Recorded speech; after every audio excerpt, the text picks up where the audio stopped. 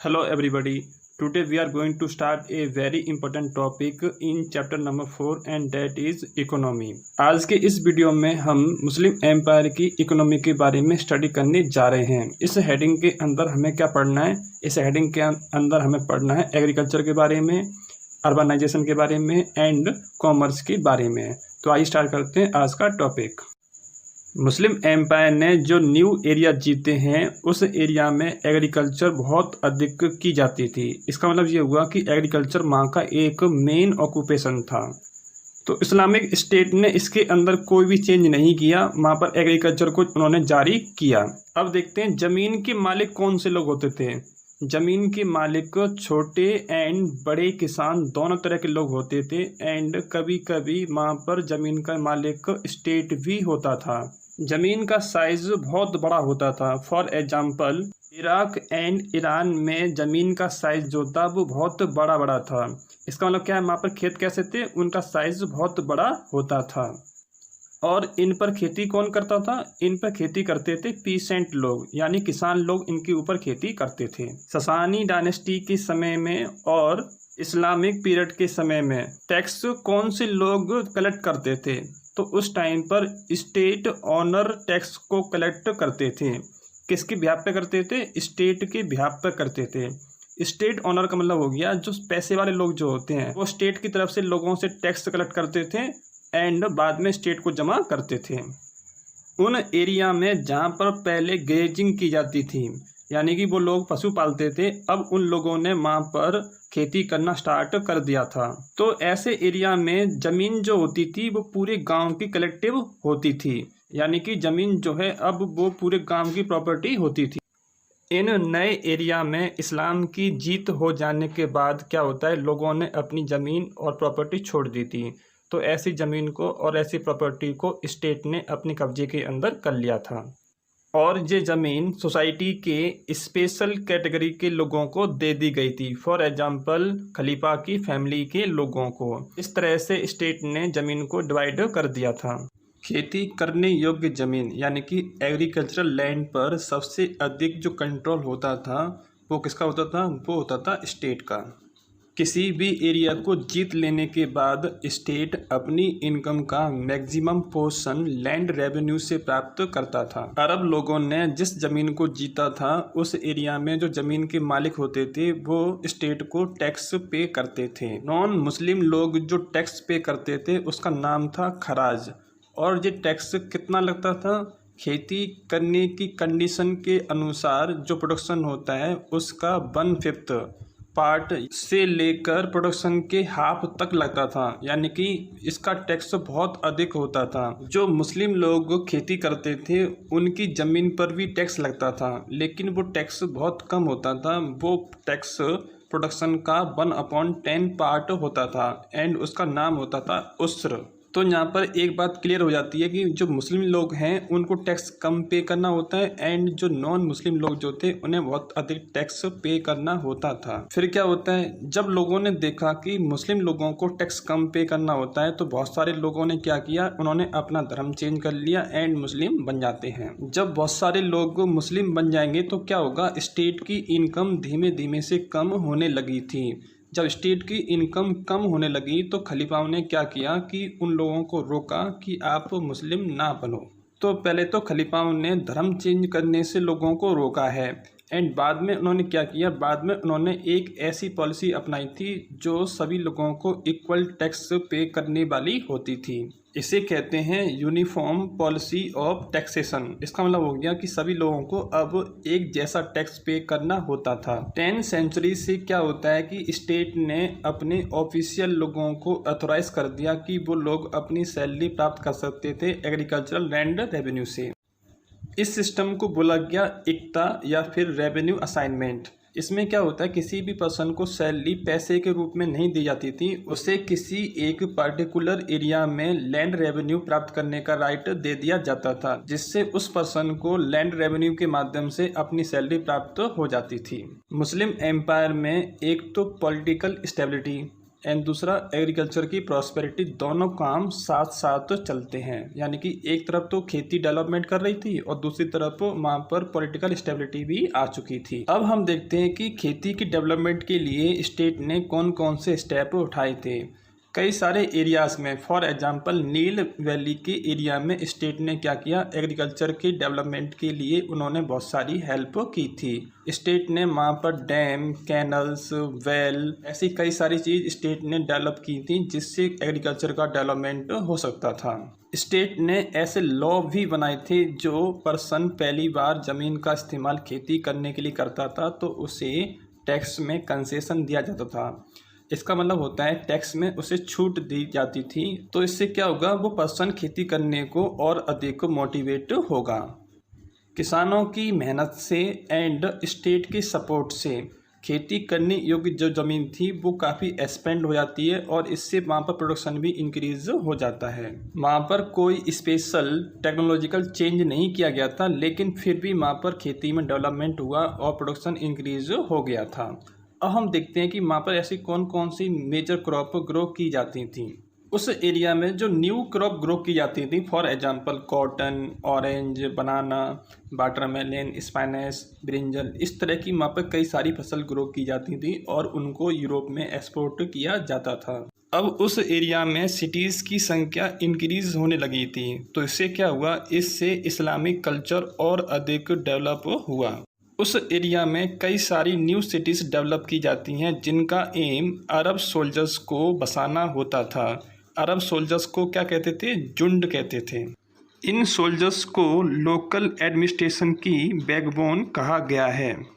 उस एरिया में कई सारी गैरिसन सिटीज़ बनाई गई जिन्हें मिस्र कहा जाता था, जो कि इजिप्ट का एक अरेबिक नेम होता है। इस तरह की सिटीज़ इराक में भी डेवलप की गई, for example Kufa and Basra. Egypt में जो सिटीज़ डेवलप की गई थी उनके नेम थे फुस्तात सिटी एंड काहिरा सिटी। इन न्यू सिटीज़ के अलावा वहाँ पर ओल्ड सिटीज़ भी होती थी, जैसे कि दशमिक city, Isfahan city, Samarkand city. ये एग्जांपल किसके हैं, ये एग्जांपल्स हैं ओल्ड सिटीज़ के। तो इस तरह से पूरे एरिया में सिटीज़ का जाल डेवलप हो गया था।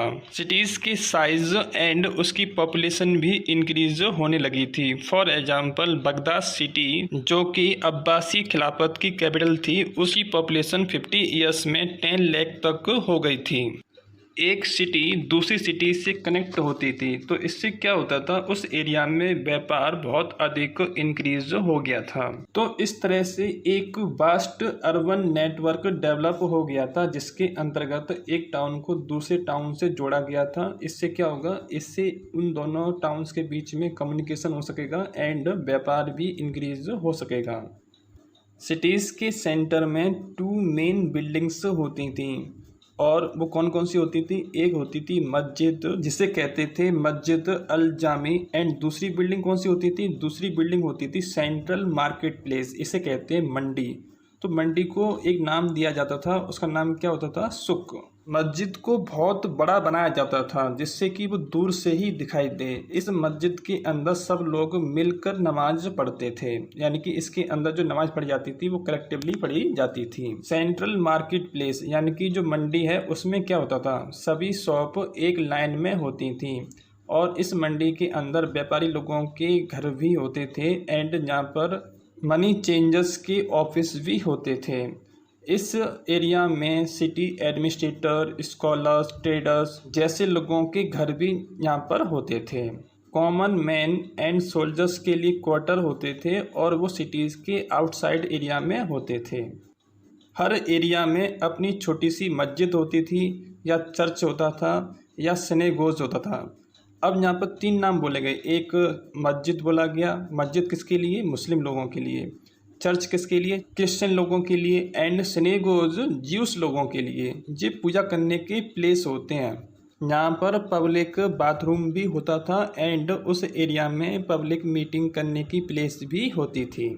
सिटी के सबसे बाहरी इलाका में गरीब लोगों के मकान होते थे एंड उस एरिया में जो गांव से हरी सब्जी आती थी, फल जो आते थे, उसके लिए मार्केट भी होता था। इसी एरिया में कारवां स्टेशन भी होते थे, यानी कि कारवां रुकने की प्लेस भी यहाँ पर होती थी। एंड इस एरिया में अनक्लीन शॉप भी होती थी।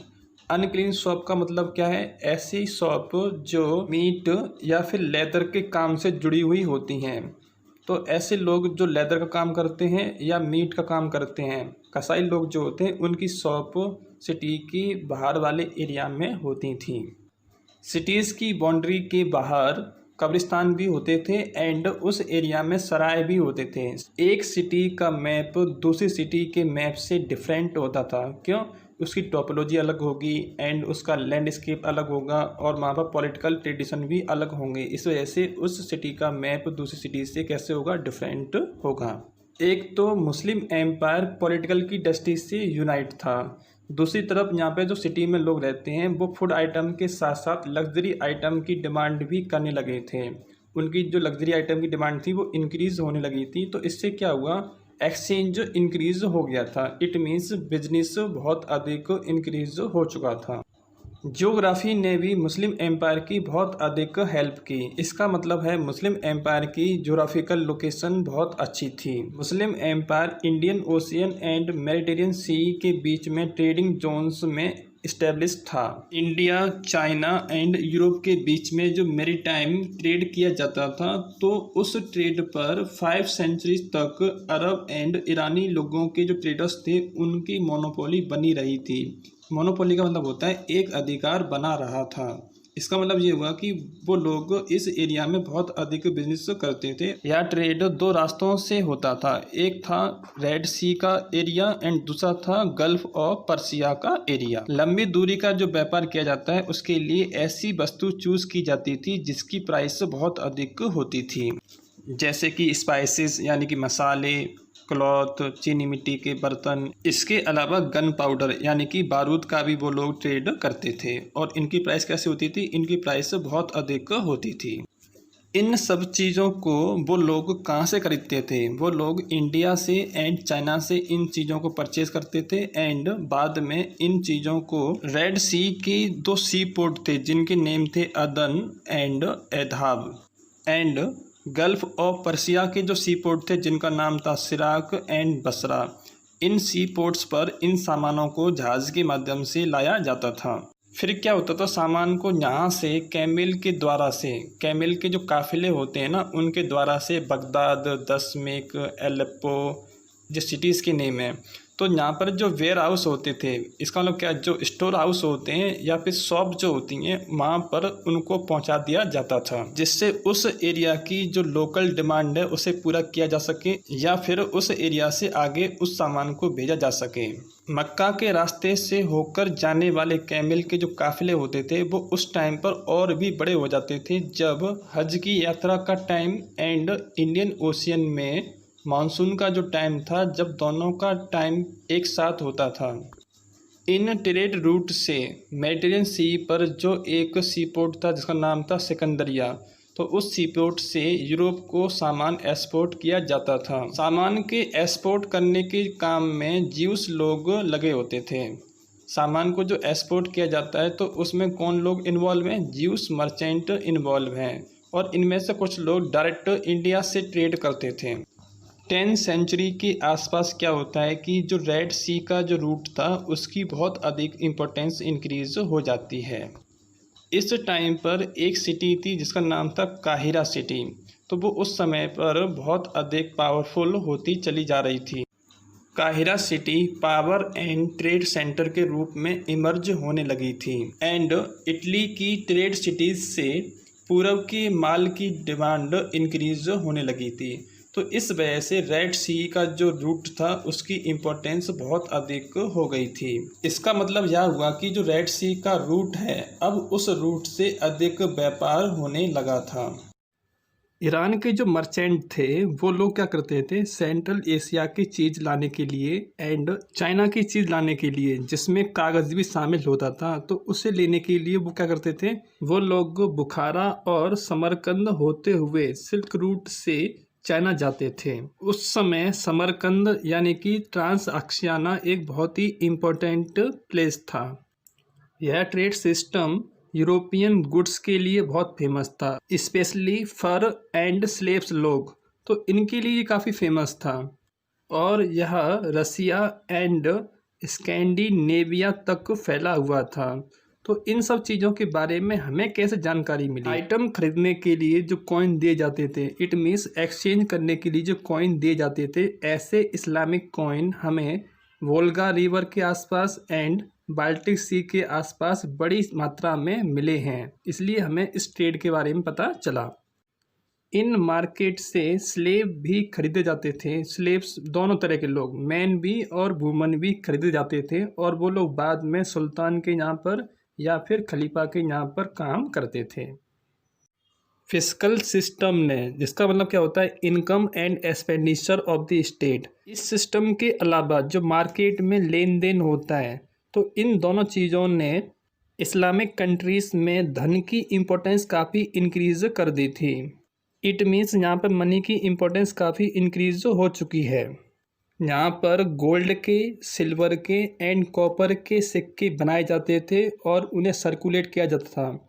सर्कुलेशन का मतलब क्या हो गया, उन्हें चलाया जाता था। ये कॉइन्स गुड्स एंड सर्विस के प्राइस पे करने के लिए मनी चेंजर्स के द्वारा सील पैक बैग में रखकर भेजे जाते थे। उस समय गोल्ड कहाँ से आता था, तो गोल्ड जो आता था वो अफ्रीका के सूडान एरिया से आता था एंड सिल्वर सेंट्रल एशिया के एरिया से आती थी। सेंट्रल एशिया की जफरसन वैली से सिल्वर उस टाइम पर वहाँ पर आती थी। कीमती मेटल्स एंड कॉइन्स यूरोप से भी आते थे। यूरोप के लोग जो ईस्टर्न कंट्रीज़ की गुड्स खरीदते थे तो उसके बदले में वो सिक्के देते थे, तो उनसे भी हमें सिक्के प्राप्त होते हैं। तो वहाँ पर धन की डिमांड काफ़ी इंक्रीज़ हो गई थी। तो इस इंक्रीज डिमांड ने क्या किया कि लोगों को मजबूर किया कि उनके पास में जो भंडार भरे रखे थे और जो बेकार प्रॉपर्टी पड़ी थी तो वो उसका इस्तेमाल करें। उस समय क्रेडिट यानी कि लोन का सिस्टम भी उसके साथ में इन्वॉल्व हो गया था। तो इससे क्या हुआ, इससे कॉमर्स तेज़ी से इंक्रीज़ होने लगा था। इसका मतलब हुआ कि अब लोग उधार लेकर भी बिजनेस करने लगे थे। मिडिवल इकोनॉमिक लाइफ में मुस्लिम वर्ल्ड का सबसे अधिक कंट्रीब्यूशन क्या है, उसने पेमेंट के एंड बिजनेस के बहुत अच्छे तरीके डेवलप किए थे। उस समय letter of credit and bill of exchange का बहुत अधिक यूज़ किया जाता था। लेटर ऑफ क्रेडिट, जिसका ओरिजिन हिंदी में साक एंड इंग्लिश में चेक वर्ड से जोड़ा जाता है। Letter of credit and bill of exchange का इस्तेमाल मर्चेंट लोग एंड बैंकर्स लोग, बैंकर को हम हिंदी में कहते हैं साहूकार लोग, ये लोग क्या करते थे, मनी को एक जगह से दूसरी जगह पर ट्रांसफ़र करने के लिए या फिर एक पर्सन से दूसरी पर्सन पर ट्रांसफ़र करने के लिए इन चीज़ों का इस्तेमाल करते थे। इन कमर्शियल पेपर्स का बहुत अधिक इस्तेमाल होने से व्यापारी लोगों को बहुत एडवांटेज मिलता है। अब उन लोगों को अपने साथ में हर समय नगद कैश ले जाने की ज़रूरत नहीं थी, तो इससे उनकी जर्नी और भी अधिक सेफ हो गई थी। खलीफा पोएट्स एंड मिनिस्टर लोगों को पेमेंट देने के लिए लेटर ऑफ क्रेडिट का इस्तेमाल करते थे। उस समय व्यापारी लोग क्या करते थे, वो लोग अपने पारिवारिक व्यापार स्थापित करने के लिए और अपने कार्यों को ठीक से संचालित करने के लिए स्लेव्स को लगाते थे। लेकिन उस समय पर फॉर्मल बिजनेस अरेंजमेंट भी किए जाते थे, जिसे मुजर्वा कहते थे। इसके अंदर क्या होता है, स्लीपिंग पार्टनर्स जिसे कहते हैं निष्क्रिय साझेदार, वो लोग अपनी कैपिटल को उन मर्चेंट को दे देते थे जो यात्राएं करते थे। मतलब जो दूर दूर व्यापार करने के लिए जाते हैं तो वो लोग उन्हें अपनी कैपिटल दे देते हैं। उसके बाद क्या होता है कि जो प्रॉफिट होगा, जो लॉस होगा, तो उसे वो शेयर कर लेते हैं। प्रॉफिट और लॉस को वो लोग शेयर कैसे करेंगे, तो उनके बीच में जो एग्रीमेंट हुआ था, जो लॉ बने थे, उसके अकॉर्डिंग वो उसको शेयर करेंगे। इस्लाम लोगों को पैसे कमाने से नहीं रोकता है, लेकिन इसमें कुछ ऐसे नियम बनाए गए हैं जिन्हें आपको पालन करना पड़ेगा। इसमें कुछ ऐसे लॉ बनाए गए हैं जिन्हें आपको मानना पड़ेगा, कुछ ऐसे काम हैं जिन्हें आपको नहीं करना पड़ेगा। फॉर एग्जाम्पल, ब्याज का लेन देन जिसे रिबा कहते थे, वो एक गैरकानूनी काम है, लेकिन फिर भी लोग नहीं मानते थे। वो बहुत चालाकी से ब्याज को लेते थे। अब वो इस काम को कैसे करते थे, जैसे किसी स्पेशल कैटेगरी के सिक्के में उधार लेना, और जब पेमेंट करेंगे तो किसी दूसरे सिक्के में करेंगे। इन चीज़ों के अलावा जब करेंसी एक्सचेंज की जाती है तो उसमें भी वो कुछ कमीशन खा लेते थे। तो इस तरह से वो लोग गलत काम करते थे। द 1001 नाइट यानी कि अलिफ लैला की कहानियों से हमें मिडिवल इस्लामिक सोसाइटी के बारे में बहुत अधिक जानकारी प्राप्त होती है। इन कहानियों से हमें स्लेव्स, सेलर्स, मर्चेंट और मनी एक्सचेंजर के बारे में बहुत अधिक जानकारी प्राप्त होती है। इसी के साथ आज का टॉपिक कंप्लीट हो जाता है। आई होप आपको आज का टॉपिक समझ में आ गया होगा। तो आज के इस वीडियो में सिर्फ इतना ही। Thank you.